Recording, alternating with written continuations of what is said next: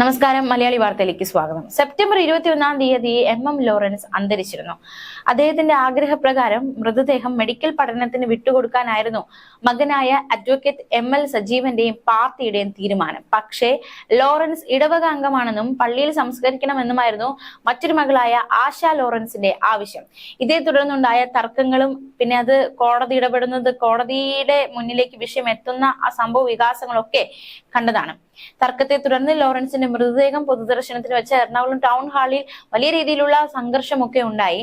മൃതദേഹം മെഡിക്കൽ കോളേജിലേക്ക് മാറ്റാൻ സമ്മതിക്കാതിരുന്ന ആശാ ലോറൻസിനെ പോലീസ് ബലപ്രയോഗത്തിലൂടെ മാറ്റിയ ശേഷമായിരുന്നു ടൗൺ ഹാളിൽ നിന്നും മൃതദേഹം കൊണ്ടുപോയത്.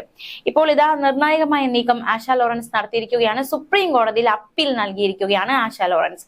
മുതിർന്ന CPM നേതാവ് MM ലോറൻസിന്റെ മൃതദേഹം വൈദ്യ പഠനത്തിന് വിട്ടുകൊടുക്കാനുള്ള ഉത്തരവ്, അതിനെതിരെയാണ് സുപ്രീം കോടതിയിൽ ഇപ്പോൾ അപ്പീൽ നൽകിയിരിക്കുന്നത്.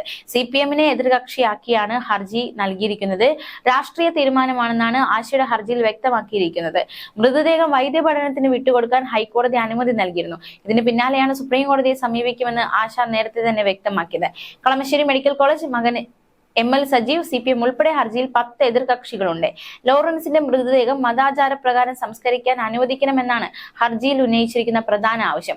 മെഡിക്കൽ കോളേജിൽ മൃതദേഹം വിട്ടു നൽകാനുള്ള തീരുമാനം രാഷ്ട്രീയ തീരുമാനമായിരുന്നെന്നും ലോറൻസിന് ഇത്തരമൊരു ആഗ്രഹം ഉണ്ടായിരുന്നില്ലെന്നും ഹർജിയിൽ വ്യക്തമാക്കിയിട്ടുണ്ട്. അഭിഭാഷകനായ ടോം ജോസഫാണ് ആശ ജോസഫിനു വേണ്ടി സുപ്രീം കോടതിയിൽ ഹർജി ഫയൽ ചെയ്തത്. അതേസമയം MM ലോറൻസിന്റെ അവസാന യാത്രയയപ്പും ചതിയിലൂടെയാണ് എന്ന് നേരത്തെ തന്നെ മകൾ ആശ ലോറൻസ് വിമർശനം ഉന്നയിച്ചിരുന്നു. മൃതദേഹം മെഡിക്കൽ കോളേജിന് കൈമാറണമെന്ന് ലോറൻസ് എവിടെയും പറഞ്ഞിട്ടില്ല. ലോറൻസിനേക്കാൾ വലിയ നിരീശ്വരവാദിയായിരുന്ന അദ്ദേഹത്തിന്റെ പിതാവിന്റെ അന്ത്യകർമ്മങ്ങൾ ക്രിസ്തീയ ആചാരങ്ങളോടെയായിരുന്നു ചെയ്തതെന്നും ആശ ലോറൻസ് ഫേസ്ബുക്കിൽ കുറിച്ചിരുന്നു. ഫേസ്ബുക്ക് കുറിപ്പിന്റെ പൂർണ്ണ രൂപം ഇങ്ങനെയായിരുന്നു: അദ്ദേഹം വലിയൊരു നിരീശ്വരവാദിയായിരുന്നു. അദ്ദേഹത്തിന്റെ പിതാവിനെ അടക്കിയത് കലൂർ പൊറ്റുകുഴി പള്ളി സെമിത്തേരിയിലാണ്. എല്ലാവിധ ക്രിസ്തീയ ആചാരങ്ങളുടെയും അകമ്പടിയോടെയായിരുന്നു ഞങ്ങൾ 4 മക്കളുടെ വിവാഹം പള്ളിയിൽ വെച്ചാണ് നടന്നത്. എല്ലാത്തിനും പിതാവ് പങ്കെടുത്തിട്ടുമുണ്ട്. പേരക്കുട്ടികളുടെ മാമോദിസയ്ക്ക് പിതാവ് പങ്കെടുത്തിട്ടുണ്ട്. അമ്മയെ യാത്രയാക്കിയതും പള്ളിയിലാണ്.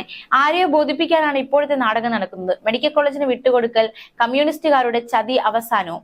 അപ്പൻ 2021-ൽ ആശുപത്രിയിലായപ്പോൾ പരിചരിച്ചിരുന്ന ആളെന്നും ബൈബിൾ വായിച്ച് ക്രിസ്ത്യൻ രീതിയിൽ സ്തുതി കൊടുത്ത് ചുംബിക്കുമായിരുന്നു. അപ്പൻ എതിർത്തില്ല എന്ന് മാത്രമല്ല, നിന്റെ വിശ്വാസം നടത്തിക്കൊള്ളൂ എന്നാണ് പറഞ്ഞത്. സങ്കീർത്തനം 91 വായിച്ചു കൊടുക്കുമായിരുന്നു. മൂത്ത മകൾ സുജ ദുബായിൽ നിന്ന് എന്നും വിളിച്ച് ബൈബിൾ വചനങ്ങൾ വായിച്ച് കേൾപ്പിക്കുമായിരുന്നു. പിതാവ് ഒരിക്കലും ഈശ്വര വിശ്വാസത്തെ എതിർത്തിട്ടില്ല. അതേസമയം പരിഹസിച്ചിട്ടുണ്ട്. അത് ദൈവം എന്റെ മനുഷ്യർക്ക് പട്ടിണി കൊടുക്കുന്നു എന്ന കാഴ്ചപ്പാടിൽ. മതങ്ങളെ, ഈശ്വര വിശ്വാസത്തെ, ഈശ്വര വിശ്വാസികളെ അകറ്റുന്നത് ഭാരതത്തിൽ പാർട്ടിയെ ജനങ്ങളിൽ നിന്ന് അകറ്റുമെന്ന് കേന്ദ്ര കമ്മിറ്റിയിൽ പിതാവ് പറഞ്ഞപ്പോൾ സഹാക്കൾ ഒറ്റപ്പെടുത്തുകയാണ് ചെയ്തത്. CPKM പിതാവിനെയും ഞങ്ങളെയും ചതിക്കുകയാണ്. മൂത്ത മകൻ പാർട്ടി മെമ്പർ, പാർട്ടി അടിമയാണ്. ക്രിസ്ത്യൻ ആചാരപ്രകാരം അവസാന യാത്രയാക്കി പോകുന്നത് CPKM-ന് സഹിക്കുന്നില്ല. പിതാവ് ഹിന്ദുവായിരുന്നുവെങ്കിൽ പയ്യാമ്പലം ബീച്ചോ തിരുനാവായിലോ വലിയ ചുടുകാട്ടിലോ അഗ്നിക്ക് കൊടുക്കുമായിരുന്നു. പിതാവ് ക്രിസ്ത്യാനിയായി പോയി. അപ്പന്റെ സർട്ടിഫിക്കറ്റിൽ ലാറ്റിൻ കത്തോലിക് എന്നാണ്, അല്ലാതെ ജാതിയില്ല, മതമില്ല എന്നല്ല. ലോകജനത അറിയുക, കമ്മ്യൂണിസ്റ്റ് ചതി. പാർട്ടിക്ക് വേണ്ടി ജീവിതം മാറ്റിവെച്ച ഒരു സഹാവിനോട് അവസാനമായി ചെയ്യാവുന്ന കൊടും ചതി, കൊടും ക്രൂരത. പിതാവ് മാമോദിസ സ്വീകരിച്ച കുഞ്ഞായിരുന്നു. പള്ളിയിൽ വെച്ച് വിവാഹം കഴിച്ച കമ്മ്യൂണിസ്റ്റ് ആയിരുന്നു. മനുഷ്യരുടെ ദുസ്ഥിതി കണ്ടാണ് ദൈവത്തെ സംശയിച്ചത്. ഞങ്ങളോട് പറഞ്ഞിട്ടുള്ളത് ഈശ്വര വിശ്വാസികളാണെങ്കിൽ അതനുസരിച്ച് ജീവിക്കുക എന്നാണ്. മൂത്ത മകന്റെ പാർട്ടി അടിമത്തം സ്വന്തം അപ്പനെ പാർട്ടി ചതിക്കുന്നതിന് കൂട്ടുനിൽക്കാൻ പ്രേരിപ്പിക്കുന്നു എന്നതടക്കമുള്ള രൂക്ഷമായ വിമർശനമായിരുന്നു ഫേസ്ബുക്ക് കുറിപ്പിലൂടെ ആശാ ലോറൻസ് പാർട്ടിക്കെതിരെയും ഉന്നയിച്ചിരുന്നത്. എന്തായാലും ഇപ്പോൾ സുപ്രീം കോടതിയിൽ ഹർജി നൽകിയിരിക്കുകയാണ്. സുപ്രീം കോടതിയുടെ വിധി എന്താണ് എന്നാണ് ഇനി ഏവരും ഉറ്റുനോക്കുന്നത്. ന്യൂസ് ഡെസ്ക്, മലയാളി വാർത്ത.